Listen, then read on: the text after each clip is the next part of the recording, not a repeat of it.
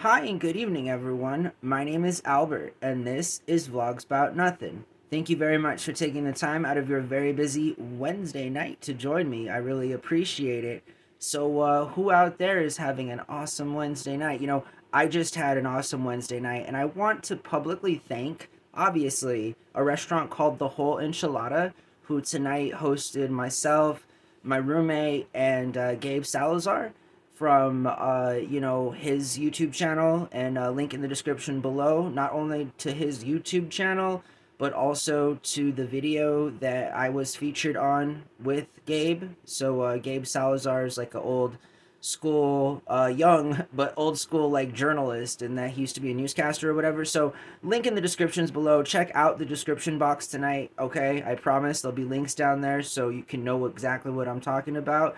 But again, thanks to my roommate Gabe and the restaurant, The Whole Enchilada, the owners, Vicente and Elvira out there in Albuquerque, New Mexico. So they treated us to dinner. It was this whole thing. We were able to get some footage from, Gabe's side, as well as some stuff that I was able to get. And I'll post a few things on YouTube. And as soon as I get a laptop, I'll be able to make some other videos with some other cool content from all the other times that I've gathered video reels and I have not been able to edit them. So yeah, there's that. Tonight I want to talk about the end of birthright citizenship here in America, and just how important it is to really have this dinner table conversation with your family, and how as Americans with half a brain, we all need to be supportive of like the 12 million people that are at risk of being deported, just as well as the recent executive order issued by President Trump exclaiming, or proclaiming rather, that birthright citizenship status has ended for those people who were born in our country but with parents that weren't citizens. So it's a friendly reminder, right? I like to remind myself often of what year it is, where I'm at, what I'm doing. And so right now, we know that it's 2025, and we know that America in and of itself is made up of immigrants. If you're not an immigrant, you are, native to this land, and um, immigrants typically in their interactions with native people here in this part of the Central American continent hasn't gone over too well for the native population, right? Colonialism, outright theft, war, all of these different things. However, we've ended up in the situation that we are, right? In that, like, there's the United States, there's Mexico, there's Canada, there's these things that we've made up that are called borders. Some have even gone so far to actually manifest real life constructions of arbitrary borders in the form of very expensive, really tall walls, all of which make for just kind of a better way and cooler way to get on this side of the border. Like the whole idea of just like shooting it off of a ramp. It's too bad there's drones, right? Because I'd be coming over the border on like some sort of ramp in like a dune buggy from the other side over this really cool wall. Just like hold my beer. That's cool. Like, I mean, so it's not just arbitrary. There's a real life wall here. Challenge accepted.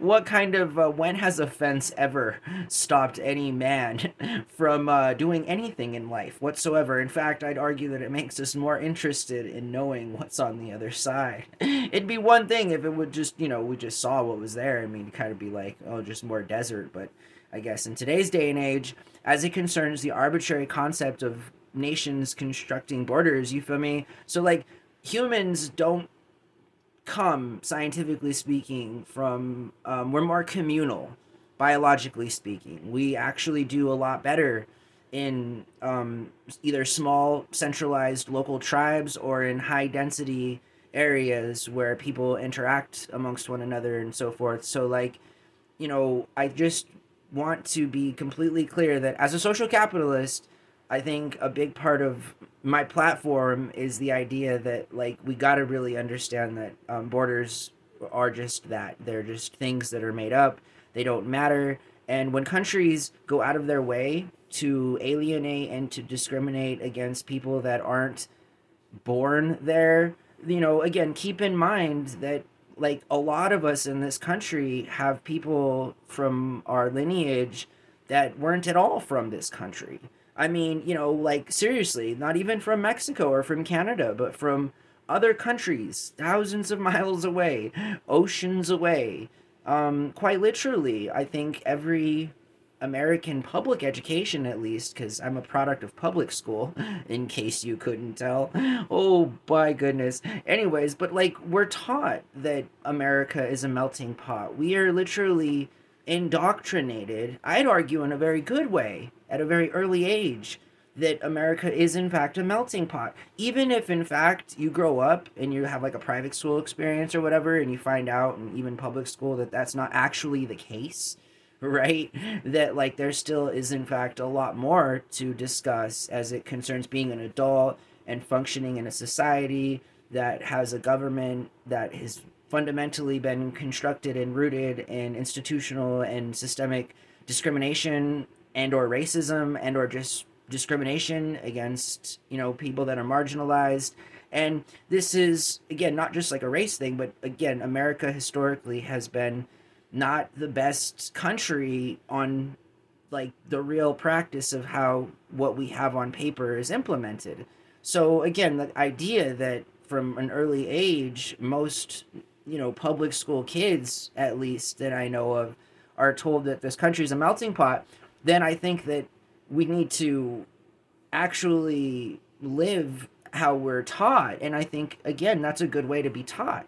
It's a good thing to be taught when you're young that there are many different cultures and races and beliefs and different kinds of religion, and that you're encouraged to be your best self in all of these situations because of the very kind of idea that a democratic republic is something that can work. Now, again, we all kind of know that the experiment has gone really wrong, and that I don't think that it's really got wrong so much as that the need for change has come a lot sooner than a lot of everyone has anticipated. And that's again taking a real like couple grains of salt to the idea that this country has not been its best self for a long time now. And right now, there are 12 million people who are risking deportation. And more importantly, the youth that were given birth citizenship status are no longer going to be recognized if, in fact, the executive order is fulfilled and acted upon. Now, I just need like marginalized America and working America and Americans that are fearful of what may or may not happen to them. Like, it's, the government, so far as I'm concerned, with all due respect, if it were a person, can run through a field naked and backwards as fast as they can. Think about that. I'm just saying, like, there are many more people in this country. Donald Trump may have been elected our president, and there may be some very hateful boomers and Xers, but I can't tell you of a single instance where I think of, even in my mind, that any person under the age of 30 or 20 is even remotely down for sending people back home. I mean, y'all realize that, like, they live here.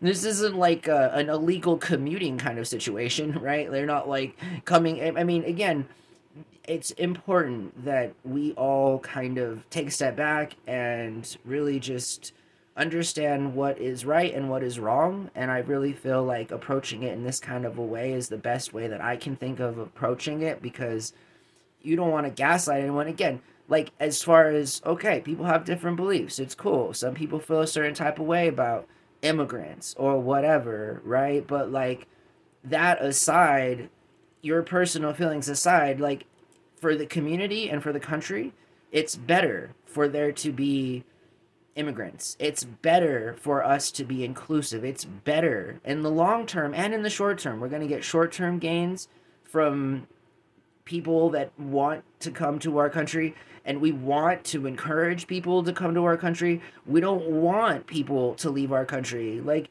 any good businessman out there, including the guy that's trying to scam us all right now, should understand that very basic concept. That very basic concept that, like, instead of spending all of this money to do terrible and arguably unethical and immoral things, you could just not spend that money and focus on implementing and immersing an immigrant population that could benefit and make our government, in fact, more money instead of costing our government money.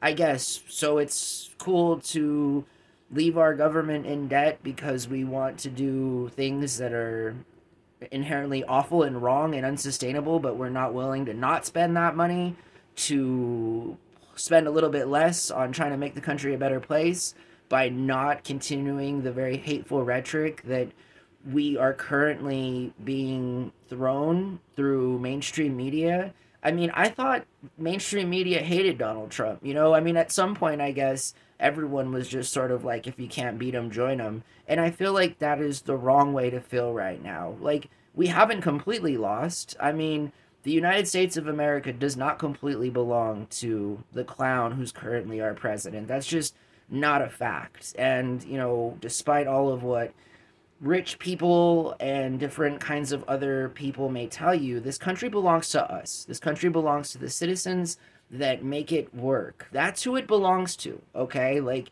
not even the politicians that make the decisions that are supposed to benefit y'all. Like, it belongs to the people. That's who this country belongs to. It always has and it always will be.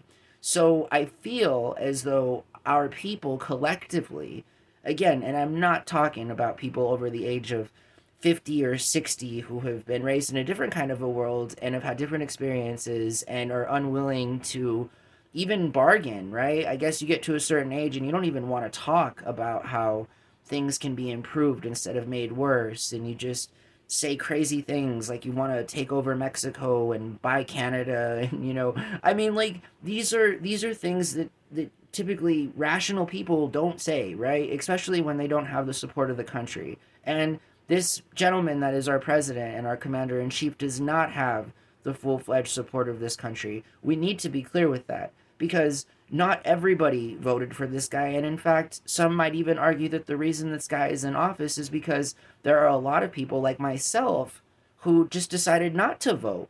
And again, that only hurt everyone, and I understand that, and so do the other people that didn't vote. But nonetheless, we got to deal with what's currently happening. And so I think it sucks that young people have to deal with the idea that a lot of their peers are going to be stripped away of their birthright citizenship status that has guaranteed them entrance and admittance into post-secondary education. It has given them opportunities to become certified, like, in their different professions. Again, I can't think of any negative connotation that has come from making the Dream Act a reality and making birthright citizenship status like a thing for millions of people. Like, that was a good thing. To take that away from them is awful, and it really is. Like, what a way to be gaslit. You feel me? Like, this guy is not only going after what he considers to be undocumented illegal immigrants, people that work. I mean, immigrants, illegal undocumented Mexican immigrants, we all know this and we don't want to talk about it, but they work probably 4 times as hard as any average lower working class American ever has. And I mean that coming from a perspective of having to do some of the worst jobs in the world for the lowest kind of pay, and also having the very privileged experience of seeing a different kind of side of the world. And it's, privilege and its affluence and all of these other fanciful things, but again, like, it's not okay to discriminate against anyone for any reason, you feel me? But especially people that want to be here. Like again, that's a real dumb thing to do. It's a real dumb thing to alienate people on a mass scale that, like, want to be here. No one's forcing them to be here. They're still here, even though that, like, they know that any day they can get in trouble and be deported. Like, can you imagine what kind of a life that is? But there's, like, again, I can't, and I don't think anyone else that's born in this country, here or generationally could also understand. But, like, I also think to myself that as a multi-generational Hispanic coming from an area in this place where my great grandfather was born to not the United States of America, right? Because this country became a country in 1912, or this state became a state in 1912 as a part of this country. So a lot of us, including myself, millennials, right? Like we're just a couple generations away removed from the very people that were here before English people and Spaniards decided to make it what it is today. And so again, like it's not okay to do this whole thing, and I feel like this is again, the best way that I could talk about it, because if you guys know me out there, I was actually pretty passionate about this topic, and last night I was thinking of making a video. In fact, I did, but it was a little much, because I was a little upset. It just what a terrible thing to do to people.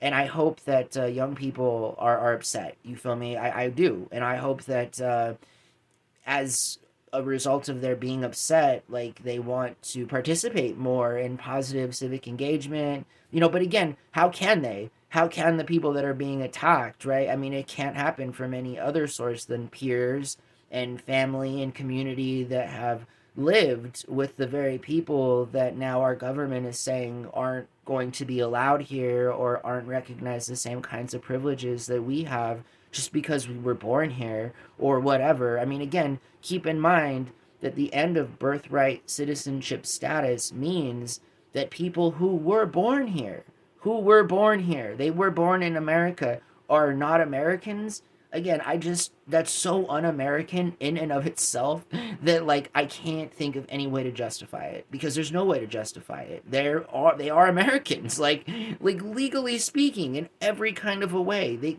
You're born in this country, you're an American.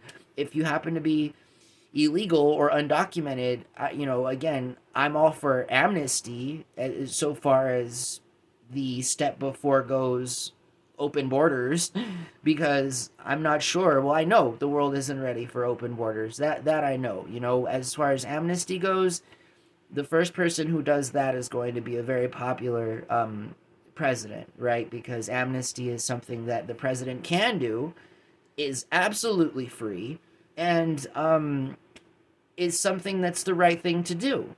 But instead, we'd rather the government use our tax funds to perpetuate more hate and discrimination. I don't see any net positive in that executive order. I just don't.